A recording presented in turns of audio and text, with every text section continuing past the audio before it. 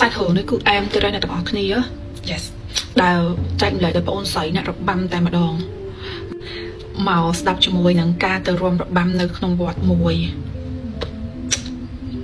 ញាក់ចូលមកដែលបងអូនស្រីគាត់ចែកម្លែកមកខ្ញុំហ្នឹងចាគឺរបៀបចែកអ្នកទាំងអស់គ្នាបងអូនស្រីគឺជាអ្នកដែលគាត់នៅពេញយើងទេហើយបន្ទាប់មកវត្តហ្នឹងគឺនៅខេត្តបាត់ដំបងតែប៉ុណ្្នឹងឯងដែលបាត់ដំបងនោះគឺជាស្រុកកណ្ដាលរបស់ម៉ាក់យាយគាត់ទៀតហើយគាត់ក៏អាសាចលងទៅលេងម៉ាក់យាយដែរអញ្ចឹងណាហ្នឹងហើយអញ្ចឹងដោយសារតែបងអូនស្រីគឺជាអ្នកហាត់របាំផងអ្នករាំរបាំផងអញ្ចឹងក៏មានខាងក្រុមលខោនគេមួយហ្នឹងតាក់ទងមកបងអូនស្រីឲ្យបងអូនស្រីហ្នឹងជួយទៅរាំរបាំទៅព្រោះដោយសារតែគេហ្នឹងដាក់រាំរបាំមានដាក់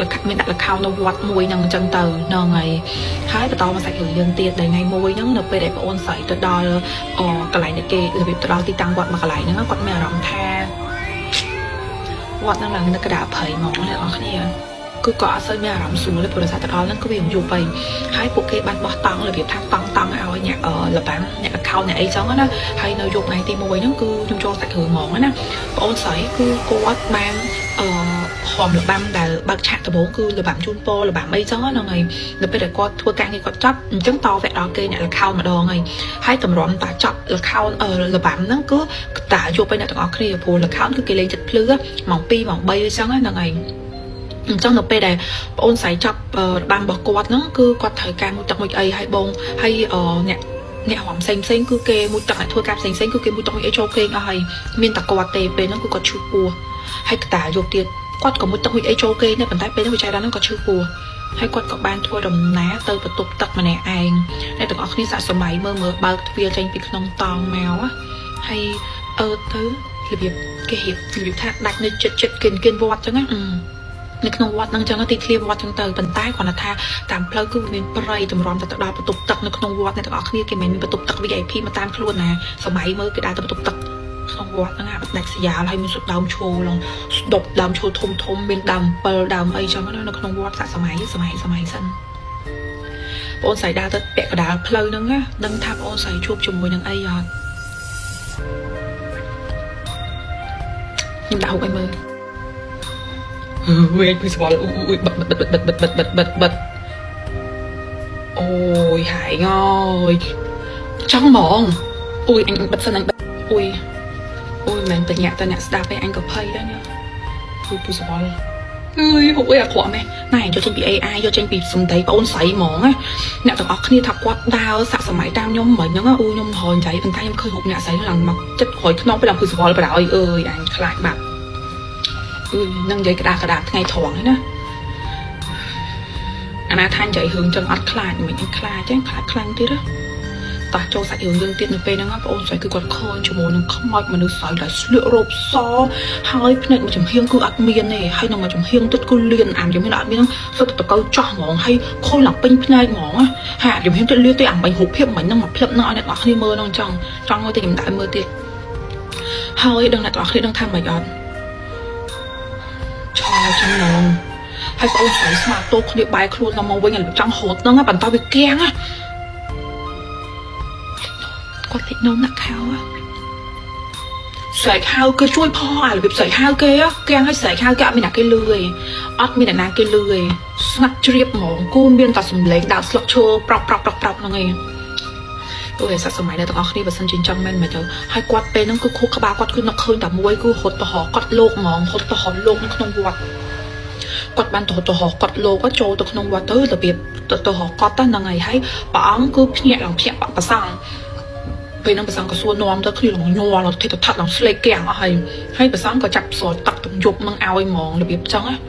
ស្រោចទឹកទំយប់ហើយប្រសង់ក៏គាត់ជូនមីអូនជូនបងអូនស្រីហ្នឹងមកតង់របស់គាត់ទៅត្រូវគេនឹងវិញស្រោចទឹកស្រោចអីហើយនោះជួនមកត្រូវតង់ឲ្យត្រូវគាត់គេនឹងវិញហើយប្រសងគាត់បកទៅវិញចឹងហ្នឹងហើយប៉ុន្តែបងអូនស្រីទៅមកដល់តង់ហ្នឹងវិញគាត់អត់មានឃើញបងស្រីគាត់ទេខ្ញុំបញ្ជាក់តិចពេលគាត់ទៅហ្នឹងគឺគាត់ទៅ3នាក់ឡានគាត់ហ្នឹងគឺគាត់ជិះទៅ3នាក់គឺមានបងស្រីគាត់បកើតហ្នឹងដែលជាអ្នកហមរបាំដែរហ្នឹងហើយនឹងសង្សាររបស់គាត់ហ្នឹងប៉ុន្តែសង្សារគាត់គឺគេងតង់ផ្សេងគាត់មួយបងស្រីគាត់គឺគេងតង់មួយគ្នាអញ្ចឹងណាហើយពេលហ្នឹងគឺគាត់ចូលមកក្នុងតង់ហ្នឹងវិញគឺអត់មានឃើញបងស្រីគាត់នៅក្នុងតង់ឯងអាភ័យហ្នឹងមកស្លន់មកតង់ទៀតហើយរអឺតកចេញទៅរត់ទៅបងស្រីក៏អត់ហ៊ានអីក៏អត់ហ៊ានអញ្ចឹងណា គាត់សង្ងំនៅក្នុងតង់នឹងមកផ្លែទៅបងស្រីគាត់ក៏ដើរពីបន្ទប់ទឹកមកវិញហើយគាត់ក៏សួរបងស្រីគាត់ថាហើយមកពីណា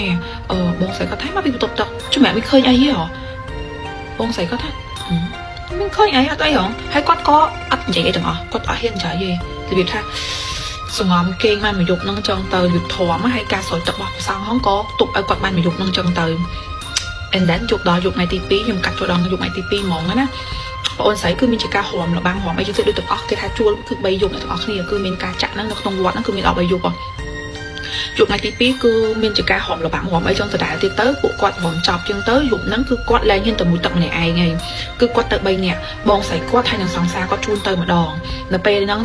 គឺបងស្រីគាត់ងូតនៅបន្ទប់ទឹកមួយគាត់ហ្នឹងងូតនៅបន្ទប់ទឹកមួយសង្សារគាត់គឺចាំគាត់នៅខាងក្រៅរបៀបចឹងពងតែមួយហ្នឹងណាបងស្រីគាត់ហ្នឹងគឺរបៀបស្រែកហ្មងអានៅបន្ទប់ទឹកជាប់ហ្នឹងគឺស្រែកឲ្យស្រែកចាច់ចឹងណាហើយទៅពេលឲ្យសង្សារគាត់ហ្នឹងក៏នៅចរចាំខាងក្រៅក៏ស្រែកសួរកាត់អីបងកាត់អីចឹងណាបងស្រីគាត់ថាអត់អីទេអត់អីទេរបៀបអត់អីទេអញ្ចឹងណាហើយបងអូនស្រីគាត់ក៏ប្រញាប់មួយទឹកឲ្យលឿនចឹងទៅហើយពេលដែលគាត់ស្លៀកពាក់មកវិញហ្នឹងក៏មានអារម្មណ៍ថាដូចមានស្អីក៏ស៊ឺឲ្យដូចសក់តម្លាក់មកស៊ឺប៉ាស្មាអញ្ចឹងណានិយាយដល់ឡើងខ្ញុំគឺស្គាល់ណាឆ្ងល់ក៏សួរថាខ្ញុំតែងតែបាញ់ទឹកហ្នឹងគឺទឹកអីគេអានេះវាគឺជាប្រភេទទឹកវាយ skin ទឹកវាយ X skin នេះទឹកបាញ់ខ្លួនដែលជួយផ្ដល់សំណើមដល់ស្បែកគេធ្វើខ្លួនខ្ញុំក៏អូប្រហាដល់អ្នកនរគ្នាជួយប្រើទឹកអប់អាចប្រើជាមួយនឹងប្រព័ន្ធទឹកមីស្បាញ់ខ្លួននេះបានល្អត្រជាក់មានអារម្មណ៍ថាក្តៅចុះបាញ់ឲ្យគូ feeling fresh មកហើយព្រេងនេះហើយគឺខ្ញុំទៅតែចេញមកទេបានមកចិត្តមួយខែនេះឥឡូវក៏អស់សោះប៉ុណ្ណឹងប្រើជាប់ចិត្តទៅជាពិសេសគឺប្រើផឹកឡើងទៅជួយធ្វើឲ្យម្រាមដៃយើងគឺទន់សឡូនហើយសាច់យើងគឺភ្លឺមកសាច់យើងអត់សតែមក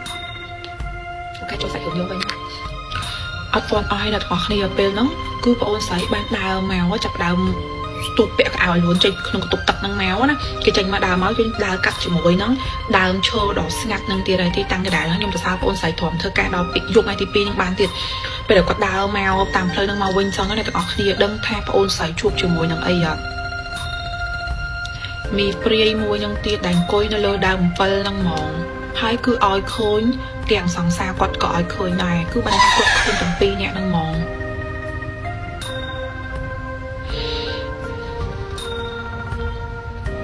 តុនជង្គង់អូនស្រីត្រូវបានតុនជង្គង់ឡើង10ហ្មងសង្សារគាត់គឺ3បងអូនស្រីរបៀបអូនស្រីហត់របៀបតុនជង្គង់ឲ្យអោបសង្សារឡើងជាប់អញ្ចឹងហើយសង្សារគាត់ក៏អោបហើយក៏គួរប្រាប់ថាអត់អីមានបងនៅហ្នឹងហើយមានបងនៅហ្នឹងហើយអូឡើងស្វីតដូចនៅក្នុងសាច់រឿងគេថតកូននេះកូនហើយថតកូនដឹងហីបន្តមកទៀតអ្នកទាំងអស់គ្នាអញ្ចឹងទៅគាត់ក៏មានជាការដែល3បងអូនស្រីហ្នឹងសង្សារគាត់ហ្នឹង3បងអូនស្រីហ្នឹងចូលមកក្នុងតង់របស់សង្សារអញ្ចឹងទៅគេគេងអោបគ្នាខាងផងហ្នឹងខាងសង្សារហ្នឹងគេគួបអូនស្រីកំភៃកូនអើយបងនៅនឹងហើយរបៀបចង់អូនកុំខ្លាចអូនបងនៅនឹងគេគេងអោបគ្នាអញ្ចឹងទៅហើយបងអូនស្រីហេតុខ្លាចខ្មោចនឹងខ្លាំងពេកព្រោះដោយសារអីវាអង្គុយនៅនឹងហារូបភាពដែលសមអញ្ចឹងមិនគឺអញ្ចឹងគាត់ថាវាអត់ចង់មកក្រមេវានឹងអង្គុយលើដើម7នៅលើវាចង់កៅកូនខ្ញុំឯងនៅខាងក្រោយហ្នឹងឯងបាច់បញ្ញាឯងបាច់មកបន្លាយអញឯងស្ទើអូនចាស់ខ្ញុំមានអាឋានច្រើនណាចូលចុះឯងអូខេចូលមកសាច់រឿងយើងទៀតពេលហ្នឹងគឺរបៀបបងស្រីខ្លាចមែនតែនទ្រាំលែងបានហើយគឺគាត់មានជាការសុំ